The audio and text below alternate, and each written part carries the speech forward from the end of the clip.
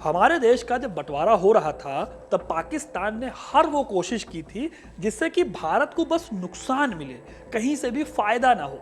जूनागढ़ और हैदराबाद जैसी रियासतों को भड़काया गया ताकि भारत के खिलाफ बगावत करके देश के अंदर ही कई देश बना दिए जाएं।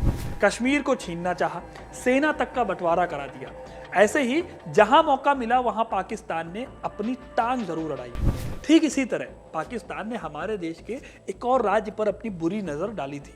इस राज्य में दंगे भड़काकर इसे अपने देश में मिलाने का एक प्लान बनाया था पाकिस्तान ने। आज ये राज्य शायद पाकिस्तान का हिस्सा होता। इस प्लान को फेल किया था एक विधवा महारानी ने। कैसे उसने अपने राज्य के खिलाफ होने वाले षड्यंत्र को नाकाम किया था और कौन सा था ये राज्य, आज आपको इस वीडियो में पता चलेगा। तो वीडियो को एंड तक जरूर देखिएगा, क्योंकि अपना इतिहास नहीं जानोगे तो खुद को कैसे पहचानोगे। दोस्तों, हमारे देश में आज भी बहुत सारे लोग हैं जिन्हें नॉर्थ ईस्टर्न स्टेट्स के बारे में बहुत कम मालूम है, जबकि ये सारे राज्य न सिर्फ हमारे देश का इंटीग्रल पार्ट हैं बल्कि बहुत ही इंपॉर्टेंट रोल अदा करते हैं हमारे देश के लिए। आज की ये कहानी एक ऐसे ही नॉर्थ ईस्टर्न स्टेट की है। इस स्टेट का नाम है त्रिपुरा। मैप में अगर आप त्रिपुरा को देखेंगे तो इसका बॉर्डर जोड़ता है बांग्लादेश से। बांग्लादेश 1971 में देश बना था। उससे पहले ये पूरा देश पाकिस्तान का ईस्टर्न हिस्सा हुआ करता था। मुस्लिम लीग के साथ मिलकर पूरी प्लानिंग थी इसी ईस्टर्न हिस्से में भारत के इस स्टेट को मिलाने की।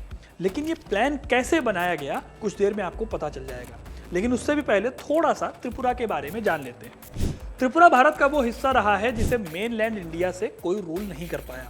यहाँ पर हमेशा से ही लोकल राजाओं का दबदबा रहा। जब मुगल राज्य पूरे भारत में पांव पसार रहा था तब त्रिपुरा के राजा माणिक्य कहलाते थे और इन राजाओं को मुगलों ने भी सम्मान दिया हुआ था।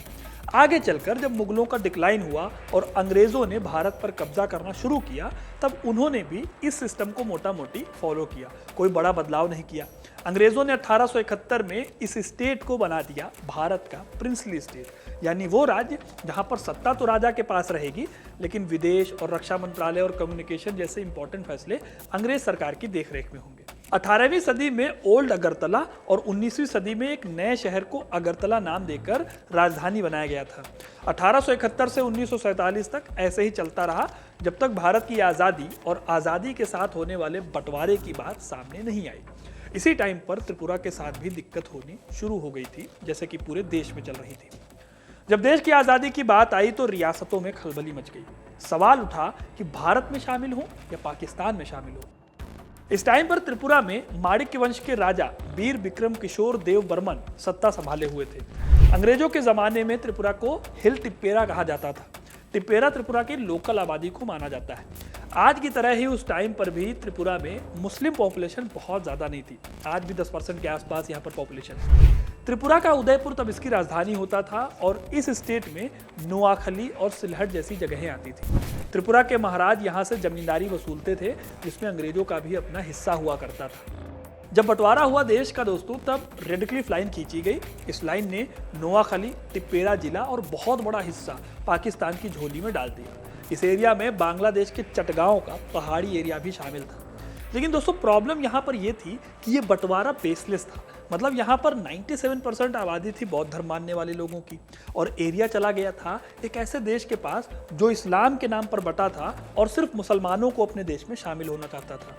इसीलिए यहाँ पर जो लोग थे वो भारत में मिलना चाहते थे। सबसे बड़ी बात यह थी दोस्तों कि मुस्लिम लीग शुरू से ही त्रिपुरा के उन हिस्सों पर कब्जा करना चाहती थी।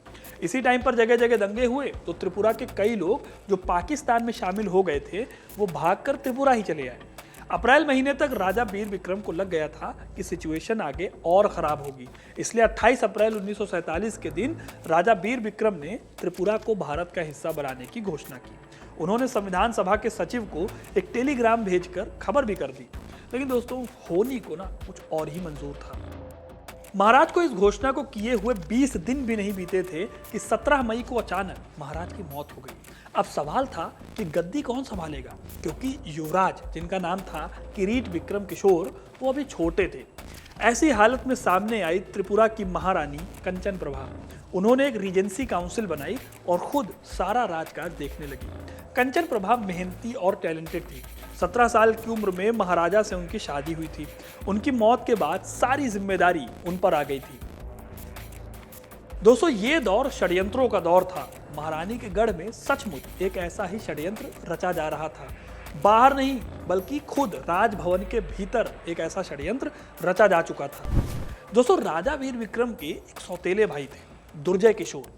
दुर्जय वीर विक्रम की जगह खुद चाहते थे राजा बनना, लेकिन उनका सपना अधूरा रह गया था।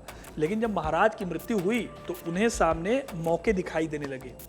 दुर्जय किशोर ने अब्दुल बारिक उर्फ गेडू मियां से हाथ मिला लिया। गेडू मियां अपने इलाके के सबसे रईस लोगों में से एक थे। इन्हें आप अंबानी समझ लो उस टाइम का। इन्होंने अंजुमन इस्लामिया नाम के एक संगठन की स्थापना की। इसी संगठन को मुस्लिम लीग ने भी अपना सपोर्ट दिया था। अब मुस्लिम लीग का सपोर्ट मिल गया था और पाकिस्तान में कई हिस्से चले गए थे त्रिपुरा के, तो बहुत ज़्यादा कॉन्फिडेंट हो गए थे गेडू मियां। उन्हें लगने लगा था कि अब वो त्रिपुरा को भी जीत लेंगे। बारिक और दुर्जय दोनों ही चाहते थे कि त्रिपुरा को पाकिस्तान में मिला लिया जाए, जिसके बाद सत्ता जो है वो दुर्जय के हाथ में आ जाएगी। लेकिन इनके सामने दोस्तों एक दिक्कत थी। 11 जून को त्रिपुरा काउंसिल ने एक नोटिफिकेशन निकाला और सारी जनता को बताया गया कि महाराजा वीर विक्रम पहले से ही त्रिपुरा को भारत में मिलाने की बात कह चुके हैं। इसके अलावा उन्होंने त्रिपुरा के तरफ से संविधान सभा में अपना एक रिप्रेजेंटेटिव भी नामजद कर दिया था। लेकिन अंजुमन ग्रुप को इन बातों से दोस्तों कोई फर्क नहीं पड़ा। इन लोगों ने माहौल को भड़काने के लिए लोकल लेवल पर सपोर्ट जुटाना शुरू कर दिया और उस टाइम पर बहुत ज़्यादा एंटी इंडिया सपोर्ट इकट्ठा किया। जो लोग नहीं चाहते थे मिलना देश से, उनके साथ ये लोग जुड़ गए। जैसे ही महारानी को इसकी खबर लगी, उन्होंने देरी नहीं की, कुछ सख्त कदम उठाए। उस समय परिषद में कई मंत्री दुर्जय का समर्थन करते थे। ऐसे मंत्रियों का इस्तीफा लेकर कईयों को राज्य से बाहर ही भेज दिया गया और उनके राज्य में घुसने पर रोक लगा दी गई। इसके बाद दोस्तों सबसे समझदारी वाला काम किया महारानी ने सरदार पटेल को खबर करने का, क्योंकि वही इस टाइम पर इस सिचुएशन में निकाल सकते थे सबको बाहर। इसके बाद अक्टूबर महीने में उन्होंने बंगाल कांग्रेस कमेटी के जरिए सरदार पटेल को एक चिट्ठी भिजवाई। पटेल को यह पता चला तो वो एक्शन मोड में आ गए। उन्होंने तुरंत प्रभाव से असम के गवर्नर, जो कि उस समय अकबर हैदरी थे, उनको खत लिखा और त्रिपुरा और मणिपुर की हालत पर नजर रखने को कहा। इसके बाद महारानी को सेफली निकाला गया और उनकी सिक्योरिटी रीजंस की वजह से उन्हें शिलोंग में रखा गया। कुछ ही दिनों बाद एयरफोर्स की एक टुकड़ी को त्रिपुरा के लिए रवाना कर दिया गया। भारत सरकार की सलाह से 12 जनवरी 1948 के दिन महारानी ने रीजेंसी काउंसिल को भंग कर दिया और भारत सरकार से नेगोशिएट करने के लिए खुद रिप्रेजेंटेटिव बन गई। इसके 1 साल बाद तक दोस्तों स्थिति जैसी की तैसी बनी रही। महारानी ने त्रिपुरा में किसी भी तरह का कोई विद्रोह होने से बचाए रखा। वहीं पटेल ने यह इंश्योर किया कि त्रिपुरा में पाकिस्तान कश्मीर जैसी कोई हरकत न कर पाए। 9 सितंबर 1949 को त्रिपुरा मर्जर डॉक्यूमेंट पर दस्तखत हुए और 15 अक्टूबर 1949 को त्रिपुरा ऑफिशियली भारत में मिल गया। 1956 में त्रिपुरा को यूनियन टेरिटरी का दर्जा मिला और 1972 में इसे पूर्ण राज्य का दर्जा मिल गया। तो दोस्तों ये थी कहानी त्रिपुरा के भारत से मिलने की, जिसमें पाकिस्तान ने बहुत ज़्यादा टांग अड़ाई थी। आपको ये कहानी कैसी लगी कमेंट करके ज़रूर बताइएगा। वीडियो को लाइक और शेयर करना ना भूलें और ऐसी इंटरेस्टिंग कहानियों के लिए, इतिहास से जुड़े रहने के लिए हिस्ट्री कनेक्ट को सब्सक्राइब जरूर करें। धन्यवाद।